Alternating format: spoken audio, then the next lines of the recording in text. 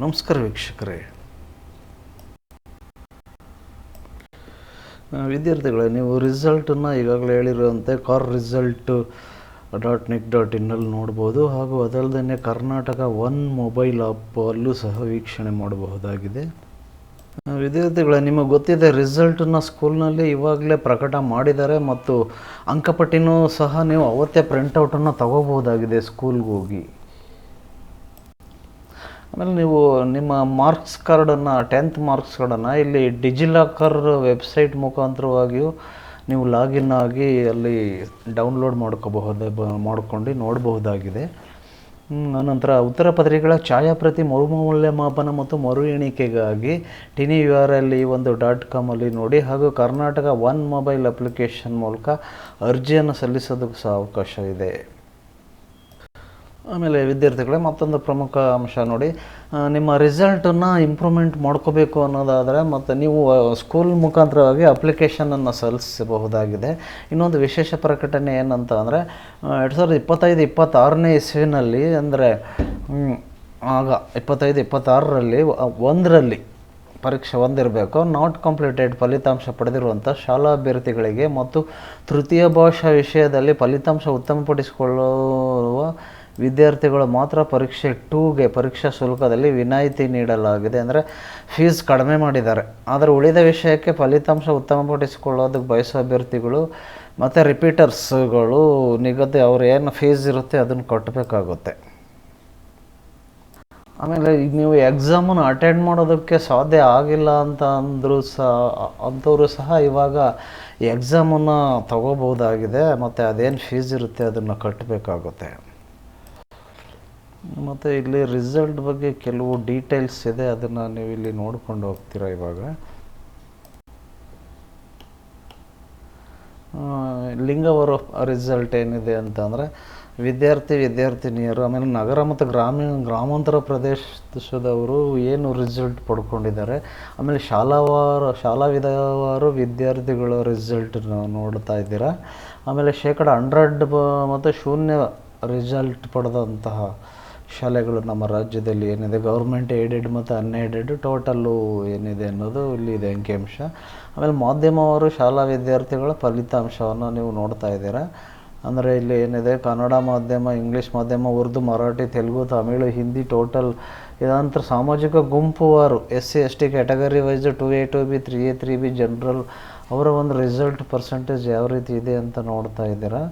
ಆನಂತರ ಶ್ರೇಣಿವಾರು ವಿದ್ಯಾರ್ಥಿಗಳ ಮಾಹಿತಿ. A+ ಗ್ರೇಡ್ ಪಡೆದವರು ಎಷ್ಟು ಅಂದರೆ 90ರಿಂದ 100ರಷ್ಟು ಅಂಕ ಪಡೆದವರು. ಆಮೇಲೆ A ಗ್ರೇಡ್, B+, C ಪಡೆದವರು ಎಷ್ಟು, ಇದೆಲ್ಲ ಇದೆ ಟೋಟಲು. ನಮ್ಮ ಸ್ಟೇಟ್ ವೈಸ್ ಕೊಟ್ಟಿದ್ದಾರೆ. ವಿಷಯವಾರು ಶಾಲಾ ವಿದ್ಯಾರ್ಥಿಗಳ ಫಸ್ಟ್ ಲ್ಯಾಂಗ್ವೇಜ್, ಸೆಕೆಂಡ್ ಲ್ಯಾಂಗ್ವೇಜ್, ಆಮೇಲೆ ಹಿಂದಿ, ಮ್ಯಾಥಮೆಟಿಕ್ಸ್, ಸೈನ್ಸ್, ಸೋಷಿಯಲ್, ಅವುಗಳಲ್ಲಿ ಯಾವ ಥರ ರಿಸಲ್ಟ್ ಅನ್ನೋದನ್ನು ನೋಡ್ತಾ ಇದ್ದೀರಾ. ಆಮೇಲೆ ಇಲ್ಲಿ ನೋಡಿ, ಮತ್ತೆ ವಿಷಯವಾರು ಎಲ್ಲ ಇದೆ. ಒಂದು ಬರ್ಡ್ ವ್ಯೂ ಟೈಪು ರಿಸಲ್ಟನ್ನು ಇಲ್ಲಿ ವೀಕ್ಷಣೆ ಮಾಡೋದು. ನಂತರ ವಿಕಲಚೇತನ ವಿದ್ಯಾರ್ಥಿಗಳು ಫಲಿತಾಂಶ, ಅವರು ಯಾವ ರೀತಿಯಾಗಿ ಸ್ಕೋರ್ ಮಾಡಿದ್ದಾರೆ, ಯಾವ್ಯಾವ ರೀತಿ ತೊಂದರೆ ಇರುವಂಥವ್ರು, ಏನು ಮೆಂಟಲ್ ಇಲ್ನೆಸ್ ಇರುವಂಥವ್ರು ಆಗಲಿ ಅಥವಾ ಬೇರೆ ಸ್ಪೀಚ್ ಆ್ಯಂಡ್ ಲ್ಯಾಂಗ್ವೇಜ್ ಡಿಸೇಬಿಲಿಟಿ ಅದು ಇರುವಂಥವ್ರು, ತೊಂದರೆ ಇರುವಂಥವ್ರು ಮಾಡಿದ್ದಾರೆ, ಸ್ಕೋರ್ ಮಾಡಿರೋದು ವಿವರ ನೋಡಿದ್ರೆ. ಆಮೇಲೆ ಏನಿದೆ, ಶೇಕಡಾವಾರು ಫಲಿತಾಂಶ ವಿವರ ಡಿಸ್ಟಿಕ್ ವೈಸು ಅಟೆಂಡ್ ಆದವರು ಎಷ್ಟು ಜನ, ಪಾಸ್ ಆದವರು ಎಷ್ಟು ಜನ, ಈ ಬಗ್ಗೆ ಜಿಲ್ಲಾವಾರು ಹಾಸನ, ಕಲಬುರಗಿ ಎಲ್ಲ 35 ಜಿಲ್ಲೆಗಳ ಒಂದು ಡೀಟೇಲ್ಸನ್ನು ನೀವು ಇಲ್ಲಿ ನೋಡ್ತಾ ಇದ್ದೀರಾ. ಅತಿ ಹೆಚ್ಚು ಅಂಕ ಗಳಿಸಿದ ವಿದ್ಯಾರ್ಥಿಗಳು ನೋಡಿ, ಇಲ್ಲಿ ಏನು 625ಕ್ಕೆ ಫುಲ್ಲು ಅಷ್ಟು ತೆಗೆದಿರೋರು ವಿದ್ಯಾರ್ಥಿಗಳ ಸಂಖ್ಯೆ 2025-26ರಲ್ಲಿ 7 ಜನ ಇದ್ದರು. ಆನಂತರ ಕಳೆದ ವರ್ಷ 22 ಜನ ಇದ್ದರು. ಆನಂತರ 624 ತೆಗೆದಿದ್ದಾರೆ. ಒಂದು ಕಡಿಮೆ ಆಗಿದೆ. ಅವರು 21 ಜನ ಇದ್ದಾರೆ ಈ ಸಲ. ಕಳೆದ ಸಲ 65 ಇದ್ದರು. ಅದೇ ರೀತಿಯಾಗಿ ಇಲ್ಲಿ ವಿವರ ಇದೆ ನೋಡಿ. ಈಗ ವಿದ್ಯಾರ್ಥಿಗಳಿಗೆ ಪ್ರಮುಖವಾದಂತಹ ಮಾಹಿತಿಗಳು ಇಲ್ಲಿ ಇದೆ. ಈಗ ಇದ್ರ ಬಗ್ಗೆ ನಾವು ತಿಳಿಯೋಣ ಬನ್ನಿ.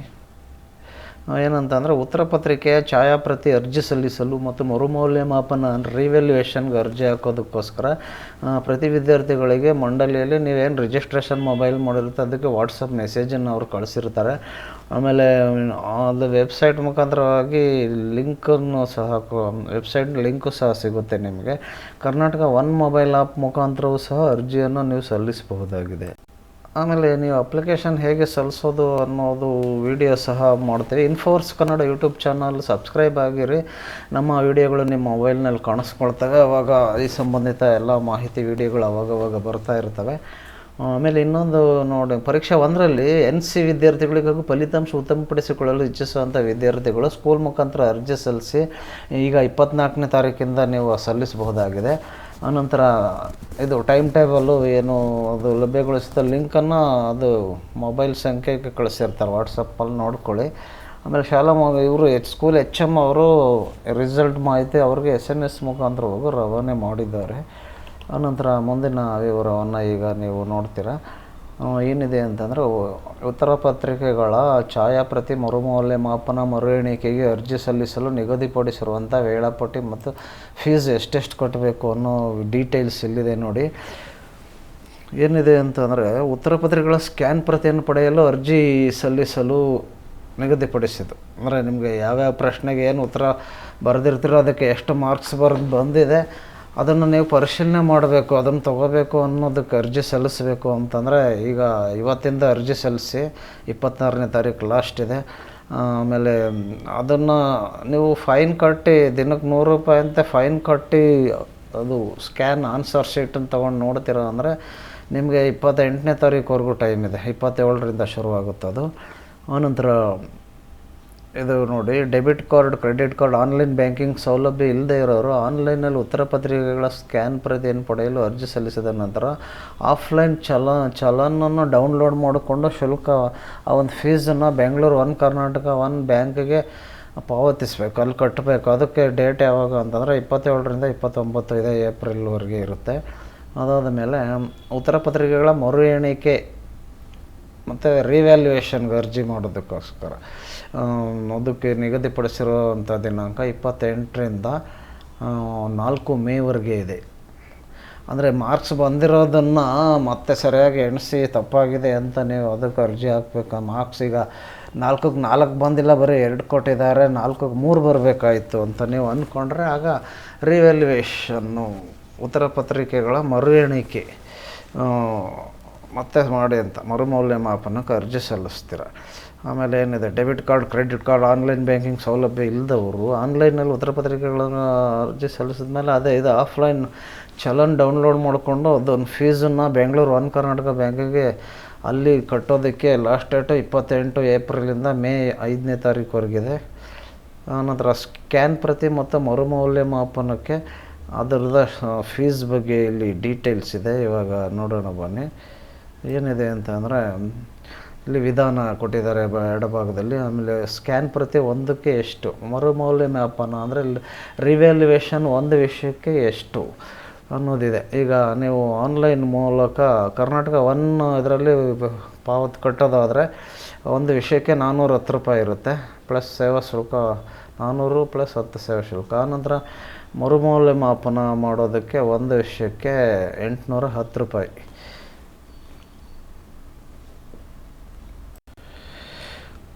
ಆಮೇಲೆ ನೀವು ಆಫ್ಲೈನ್ ಚಲನ್ ಮೂಲಕ ಕಟ್ಟೋದಕ್ಕೆ, ಆನಂತರ ಚಲನ್ ಮೂಲಕ ಯೂನಿಯನ್ ಬ್ಯಾಂಕ್ ಆಫ್ ಇಂಡಿಯಾದಲ್ಲಿ ಕಟ್ಟೋದಕ್ಕೆ ಅದು ಇಲ್ಲಿ ಕೊಟ್ಟಿದ್ದಾರೆ, ಅದು ಫೀಸು ಎಷ್ಟೆಷ್ಟು ಅಂತ. ಆನಂತರ 2026 SSLC ಪರೀಕ್ಷೆ 2ಕ್ಕೆ ಅರ್ಜಿ ಸಲ್ಲಿಸಲು ನಿಗದಿಪಡಿಸಿರುವಂಥ ವೇಳಾಪಟ್ಟಿ, ಟೈಮ್ ಟೇಬಲ್ ಮತ್ತು ಫೀಸು ಎಷ್ಟೆಷ್ಟು ಅನ್ನೋದ್ರ ಬಗ್ಗೆ ಈಗ ನೋಡೋಣ ಬನ್ನಿ. ಈಗ ಅಲ್ಲೊಂದು ಜಾಲತಾಣದಿಂದ ಶಾಲಾ ಲಾಗಿನ್ ಮುಖಾಂತರ, ಸ್ಕೂಲ್ ಲಾಗಿನ್ ಮುಖಾಂತರ ವಿದ್ಯಾರ್ಥಿಗಳ ಮಾಹಿತಿಯನ್ನು ಅಪ್ಲೋಡ್ ಮಾಡೋದಕ್ಕೆ ಪ್ರಾರಂಭವಾದ ದಿನಾಂಕ 24ನೇ ತಾರೀಕು ಇದೆ ಏಪ್ರಿಲಿಂದ. ಆಮೇಲೆ ಮಂಡಳಿ ಜಾಲತಾಣ, ಅದು ವೆಬ್ಸೈಟು ಮುಖಾಂತರವಾಗಿ ಲಾಗಿನ್ ಮೂಲಕ ಶಾಲಾ ಲಾಗಿನ್ ಮೂಲಕ ವಿದ್ಯಾರ್ಥಿಗಳ ಮಾಹಿತಿ ಅಪ್ಲೋಡ್ ಮಾಡಲು ಕೊನೆ ದಿನಾಂಕ 30ನೇ ತಾರೀಕಾಗಿದೆ. ಅದೇ ಥರ ವಿದ್ಯಾರ್ಥಿಗಳ ಪರೀಕ್ಷಾ ಶುಲ್ಕ ಚಲನ್ ಮುದ್ರಿಸಿಕೊಳ್ಳಲು ನಿಗದಿಪಡಿಸಿರೋ ದಿನಾಂಕ 2ನೇ ತಾರೀಕು ಮೇ ಇದೆ. ಆಮೇಲೆ ಇದು 2ನೇ ತಾರೀಕಿದೆ. ಆಮೇಲೆ ಕ್ರಮ ಸಂಖ್ಯೆ 3ರಂತೆ ಚಲನ್ ಮುದ್ರಿಸ್ಕೊಂಡು ಬ್ಯಾಂಕಿಗೆ ಜಮಾ ಮಾಡಲು 2ನೇ ತಾರೀಕಿಂದ 4ನೇ ತಾರೀಕು ಮೇ ಅಲ್ಲಿವರೆಗೆ ಇರುತ್ತೆ. ಆಮೇಲೆ ಫಲಿತಾಂಶ ಉತ್ತಮಪಡಿಸಿಕೊಳ್ಳುವ ಅಥವಾ ಪುನರಾವರ್ತಿತ ಅಥವಾ ರಿಪೀಟೆಡ್ ಇವರು ವಿದ್ಯಾರ್ಥಿಗಳು ಅವರು ಎಷ್ಟು ಫೀಸ್ ಕಟ್ಟಬೇಕು ಅಂತ ಅಂದರೆ ಒಂದು ವಿಷಯಕ್ಕೆ ಎಲ್ಲ ಇದೆ ನೋಡಿ. ಈಗ 448, 2 ವಿಷಯಕ್ಕಾದರೆ ಈಗ ಏನು ಇಂಗ್ಲೀಷು ಮತ್ತು ಗಣಿತ 2 ವಿಷಯಕ್ಕೂ ಬೇಕು ಎಕ್ಸಾಂಪಲ್ ಅಂದರೆ 559. ನೀವು ಇಂಗ್ಲೀಷು, ಗಣಿತ, ಹಿಂದಿ ಅಥವಾ ವಿಜ್ಞಾನಕ್ಕೆ 3 ವಿಷಯಕ್ಕೂ ನೀವು ಏನು ರಿವ್ಯಾಲ್ಯೂಯೇಷನ್ ಮಾಡ್ಕೊತೀರ, ಅದಕ್ಕೆ ಫೀಸ್ ಇಲ್ಲಿದೆ ನೋಡಿ 752 ರೂಪಾಯಿ. ಆಮೇಲೆ ತೃತೀಯ ಭಾಷೆಯಲ್ಲಿ ಹಿಂದಿ ಅಂಕಗಳು ಉತ್ತಮಪಡಿಸ್ಕೊಳ್ಳೋದಕ್ಕೆ ಏನಿಲ್ಲ, ಅದು ಫ್ರೀಯಾಗಿ ಇದೆ, ಶುಲ್ಕ ಏನು ಕೊಟ್ಟಾಗಿಲ್ಲ ಹಿಂದಿ ಭಾಷೆ ಆದರೆ. ಈಗ ಇನ್ನು ಮುಂದೆ ನೋಡೋಣ. ಇಲ್ಲಿ ಏನಿದೆ ಅಂದರೆ ಮಾರ್ಚ್ 2026 ಪರೀಕ್ಷೆ 1ಕ್ಕೆ ನೋಂದಾಯಿಸ್ಕೊಂಡು ಹಾಜರಾತಿ ಕೊರತೆಯಿಂದ ಅಂದರೆ ಅಟೆಂಡೆನ್ಸ್ ಸರಿಯಾಗಿ ಸ್ಕೂಲ್ಗೆ ಹೋಗಿರಲ್ಲ, ಅಟೆಂಡೆನ್ಸ್ ಶಾರ್ಟೇಜ್ ಆಗಿರುತ್ತೆ. ಖಾಸಗಿ ಅಭ್ಯರ್ಥಿಯಾಗಿ ಏನು CCPF ಪರೀಕ್ಷೆಗೆ ನೋಂದಣಿ ಮಾಡಿಕೊಳ್ಳಲು ನಿಗದಿಪಡಿಸಿರುವಂಥ ವೇಳಾಪಟ್ಟಿ ಮತ್ತು ಫೀಸ್ ಎಷ್ಟು ಅಂತ ಇಲ್ಲಿ ಕೊಟ್ಟಿದ್ದೀರ. ಈಗ ಮಾರ್ಚ್ 2026ಕ್ಕೆ ಪರೀಕ್ಷೆ 1ಕ್ಕೆ ನೋಂದಾಯಿಸ್ಕೊಂಡು ಹಾಜರಾತಿ ಅಟೆಂಡೆನ್ಸ್ ಶಾರ್ಟೇಜ್ ಆಗಿ ಇರುತ್ತೆ. ಆಗ ಮೇನಲ್ಲಿ ನಡೆಯುವಂಥ ಪರೀಕ್ಷೆ 2ಕ್ಕೆ ಹಾಜರಾಗುವಂಥ ಖಾಸಗಿ ಅಭ್ಯರ್ಥಿಗಳು ನೋಂದಣಿ ಮತ್ತು ಆನ್ಲೈನ್ ಮುಖಾಂತರ ವಿವರಗಳನ್ನು ಅಪ್ಲೋಡ್ ಮಾಡೋದಕ್ಕೆ ಯಾವಾಗ ಡೇಟ್ ಅಂತ ಅಂದರೆ 24ನೇ ತಾರೀಕು ಏಪ್ರಿಲಿಂದ 30ನೇ ತಾರೀಕುವರೆಗೆ ಮಾಡ್ಬೋದು. ಆಮೇಲೆ ಶಾಲಾ ಲಾಗಿನ್ನಲ್ಲಿ ಚಾಲನ್ ಜನ್ರೇಟ್ ಮಾಡಿಕೊಂಡು ಬ್ಯಾಂಕಿಗೆ ಫೀಸ್ ಕಟ್ಟೋದಕ್ಕೆ ದಿನಾಂಕ 2 ಮೇಯಿಂದ 4 ಮೇ ಇದೆ. ಆಮೇಲೆ ಇಲ್ಲಿ ಏನು ಅದು ಅಟೆಂಡೆನ್ಸ್ ಶಾರ್ಟೇಜ್ ಇದ್ರ ಬಗ್ಗೆ ಇರುವಂಥ ಪರೀಕ್ಷೆ 2ಕ್ಕೆ ಹಾಜರಾಗೋಕ್ಕೆ ನೋಂದಣಿ ಶುಲ್ಕ ಮತ್ತು ಅರ್ಜಿ ಶುಲ್ಕ ಒಬ್ಬರಿಗೆ 248 ರೂಪಾಯಿ ಆಗುತ್ತೆ. ಇದುವರೆಗೂ ಇನ್ಫೋವರ್ಸ್ ಯೂಟ್ಯೂಬ್ ಕನ್ನಡ ಚಾನಲ್ ಮುಖಾಂತರವಾಗಿ ಈ ಒಂದು ಮಾಹಿತಿಯನ್ನು ಪಡ್ಕೊಂಡ್ರಿ. ಇದು ನಿಮ್ಮ ಪರೀಕ್ಷೆ ಮತ್ತು ರಿಸಲ್ಟ್ ಇದ್ರ ಬಗ್ಗೆ ಎಲ್ಲ ಕಾಲಕ್ಕೆ ಇನ್ನೂ ವೀಡಿಯೋಗಳು ಬರ್ತಾ ಇರ್ತವೆ. ನಮ್ಮ ವಿಡಿಯೋ ನಿಮಗೆ ಕಾಣಿಸ್ಬೇಕು ಅಂತ ಅಂದರೆ ನೀವು ನಮ್ಮ ಚಾನಲ್ಗೆ ಇವಾಗಲೇ ಸಬ್ಸ್ಕ್ರೈಬ್ ಆಗಿ ಹಾಗೂ ಮರೆಯದೆ ಒಂದು ಲೈಕ್ ಮಾಡಿ, ದಯವಿಟ್ಟು ಲೈಕ್ ಮಾಡಿ. ಮತ್ತು ನಿಮ್ಮ ಸ್ನೇಹಿತರಿಗೆ ವಿಡಿಯೋನ ಆವಾಗವಾಗ ಹೆಚ್ಚು ಶೇರ್ ಮಾಡ್ತಾಯಿರಿ. ಫೇಸ್ಬುಕ್ಕು, ವಾಟ್ಸಪ್ ಅಲ್ಲೆಲ್ಲ ಶೇರ್ ಮಾಡಿ ಅಂತ ನಾವು ರಿಕ್ವೆಸ್ಟ್ ಮಾಡ್ತಾಯಿದ್ದೀವಿ. ವಿದ್ಯಾರ್ಥಿಗಳೇ ಹಾಗೂ ಪೋಷಕರೇ ಧನ್ಯವಾದಗಳು. ಮತ್ತೆ ಸಿಗೋಣ ಮುಂದಿನ ವಿಡಿಯೋದಲ್ಲಿ. Thanks for watching.